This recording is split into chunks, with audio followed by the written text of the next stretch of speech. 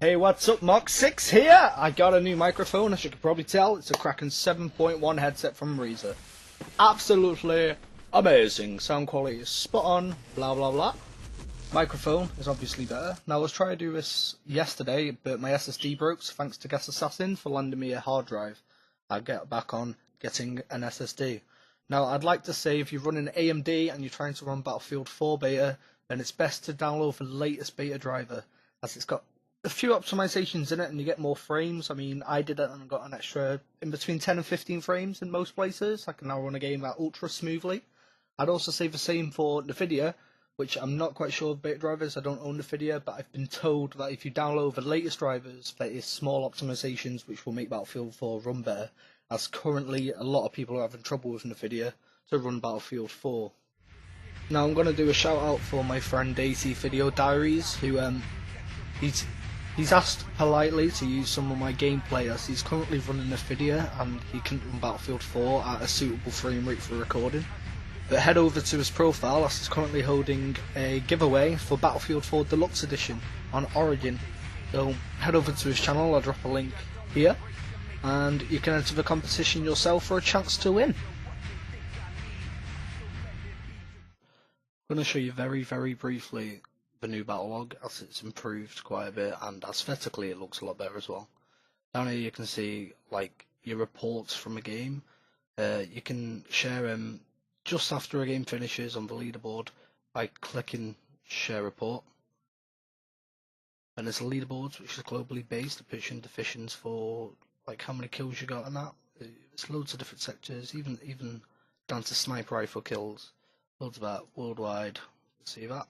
You can set up missions in between your friends, which, you know, is just a bit of fun, a bit of competition between you and your friends. It only allowed to play if you invite them to the mission as well, so that's quite handy. The filter's a lot better, as you can see. There's a lot more there. It seems a lot smoother. And then finally, profile page looks a lot better. Emblems are so easy to make. I made it in like less than a minute.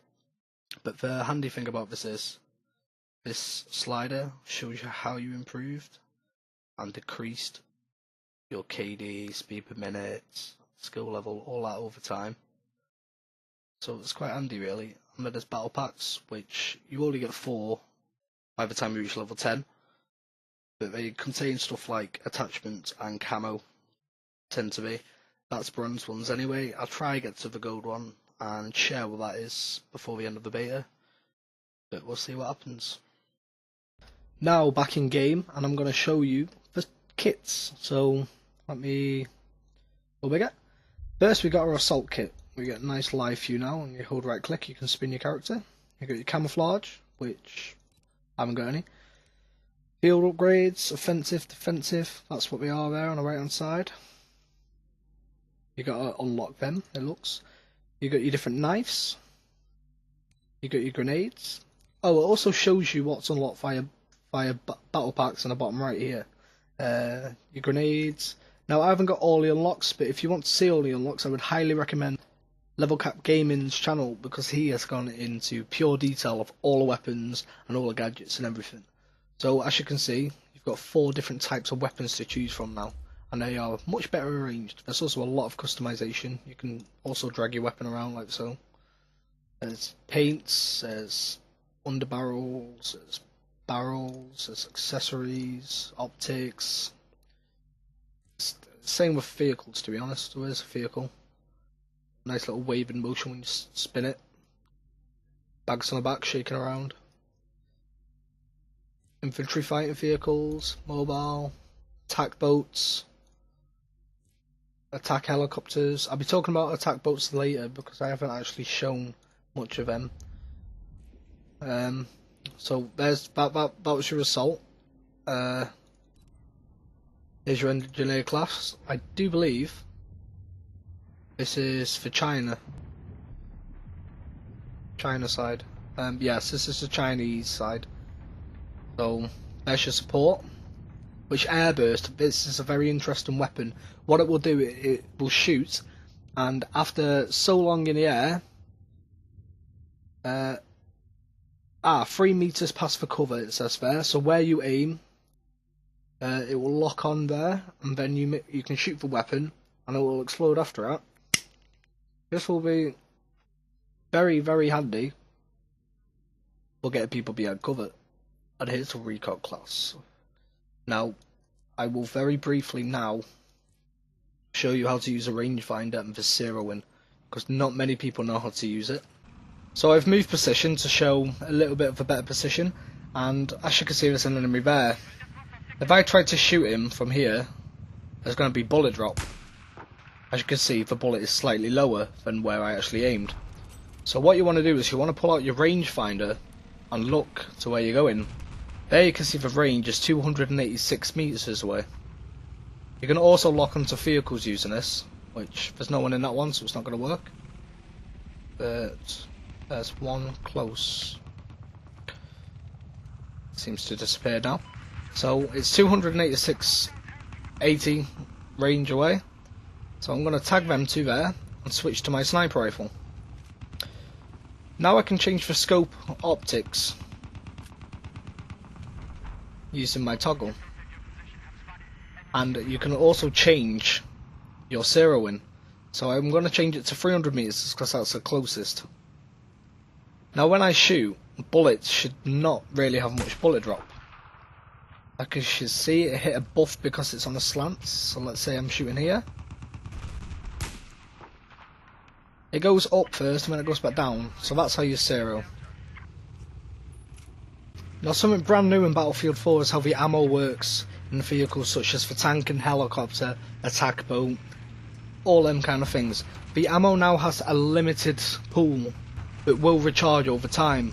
For example, I've currently got 5 rockets. If I fire all 5,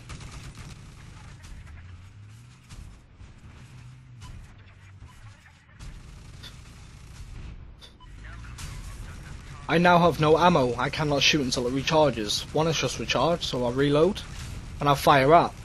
During this period while I'm reloading my ammo, I am vulnerable. I'll have 1 bullet every not so often, which doesn't really help, as a fully loaded tank will have more than 1, meaning they stand a much higher chance against me. Vehicles will suddenly get disabled now, and they will regen health at any point. They will not set on fire, and it's also different to disable a vehicle.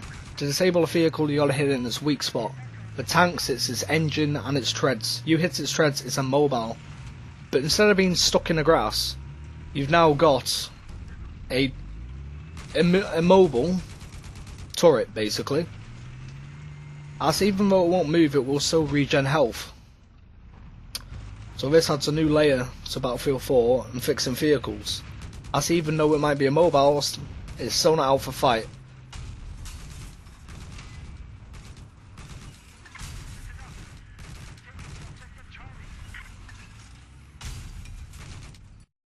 Battlefield 4 has a new feature which is known as leaning. It's really helpful because you can still stay in a firefight while still behind cover. You can peek around stuff and over stuff like, let's say a counter. You can peek over a counter and fire at your enemies. You're in pretty much all cover, your body's protected unless they've got a good shot on him for your head. Now squads can use this to an advantage by defending their position without putting themselves in harm. You can both peek around 2 corners, which are the only 2 entrances, and take less damage. Now I'm going to quickly go through all the quality settings in Battlefield 4 so you can see how much of a difference each step up makes. As you can see on low, it's still a good looking game, and low end machines should still be able to play this.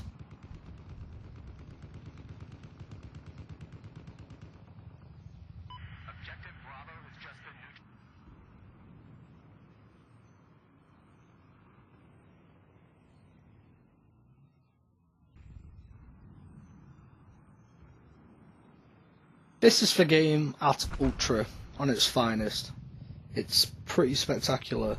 A lot of people will agree with me that it's not a massive step from Battlefield 3, but it does look very, very nice. This is a new option I've not seen before, or maybe not recognised, which is called Resolution Scale. You can lower it to get a faster performance, which does this. As you can see, everything's blurred. It's not that nice, but it will increase performance. You can also hire it 200%, which is super sampling. Now everyone knows this is going to take a toll on most people's cards. You only run this if you've got a high tier card. I'm running a 7950 and I'm getting choppy gameplay, about 18 frames. As you can see, Levolution varies from a lot of things, from the skyscraper falling to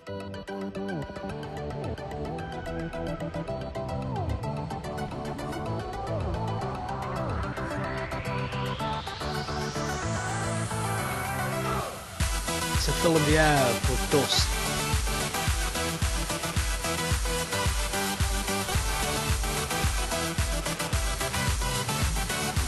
To collapsing the bottom of a road so a tank can fall through, or for a quick escape.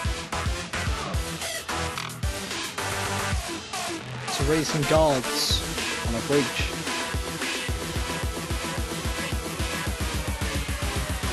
To lowering for mesh guard and shops to provide a bit extra cover.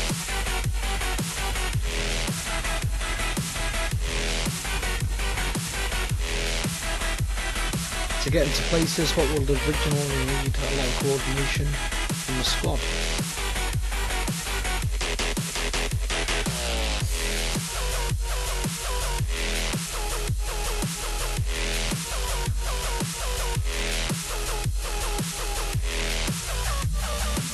Which also brings back the destruction of walls.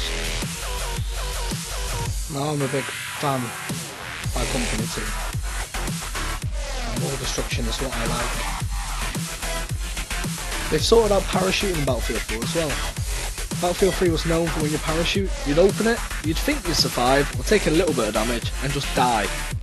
Now, it's sorted out quite a lot. I can get pretty close to the ground, parachute, very close to the ground, and still take damage, believable damage, with the parachute deployed, so it did slow my fall.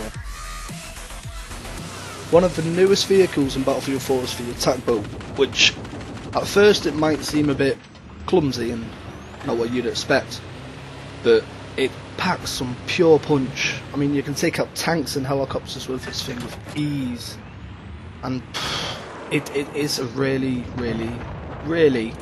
good vehicle. Now on this map it seemed that the map was a bit small and there wasn't a lot of room to go around, you could only hit people on the edge, but say you were playing Paracel Storm, then you know you've got a lot of more open water. There's a lot of more room you can hit. You can defend pretty much anything on that map with the boat, and it will pay off because it looks absolutely beautiful. So during this last bit, I'm just going to play some gameplay. Well, more just a montage of kills. But I'm going to talk about the new progression system, which works two ways now. You've got your class progression and your weapon progression. And what I mean is your class progression will unlock gadgets, whilst your weapon class will unlock further weapons in that class. For example, now when you level up with an assault, you get your med pack, you get your defibrillator, you get M320, M26 mass, and a perk set. To get the next assault rifle now, what you've got to do is work up your first assault rifle enough until you unlock the second one. This is going to stop people, let's say, using a recon class to use an MP7 just to get to a best sniper rifle without any hassle of any of us snipers. So I'm a big fan of that. And Commander Mode, I'm quite excited for Commander Mode, to be honest. It's more of a thinking man's game than Battlefield itself.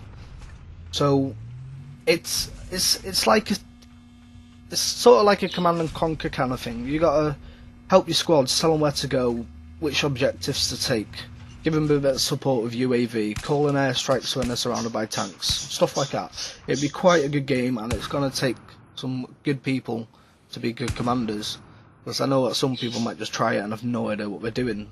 But we've got to remember to be lenient, so the only way you learn is by playing. I'm actually happy now that the game's got VoIP in-game instead of the Battlelog. It puts you straight in the squad, and everyone in that squad can talk, but it's push to talk as well, which is brilliant, because now you're not going to get some background noise from some little kid. Sorry, little kids. But yeah, as push to talk, you can talk to your entire squad, and I do believe the squad leader could speak to the commander as well, which obviously improves the communication between the entire team, because the commander knows what you're doing, commander can tell you what to do. There's also a practice mode for vehicles, which is absolutely fantastic, because if you can't fly a helicopter and you're sick of people griefing you online from when you're trying to learn, you can now do it on your own, in your own time, so that's brilliant. So, what I think of Battlefield 4, it is a great improvement over Battlefield 3 in my opinion. I really am enjoying it. I'm loving all these new features like leaning. The weapons seem a lot more beefy now, it doesn't take an entire clip to kill someone. I do like the throwing with snipers as well, which is quite handy. This Levolution stuff does add, but it's not necessary to play the game. But, you know, it's a nice little showcase. It's nice how it changes the map. The only problem is there's going to be a lot of people joining this game when it comes out, and the tower's going to be down every single game. I don't really like the tower going down, because I'm a sniper. I like to be able to see my targets at range. But, then again, it can be used tactically.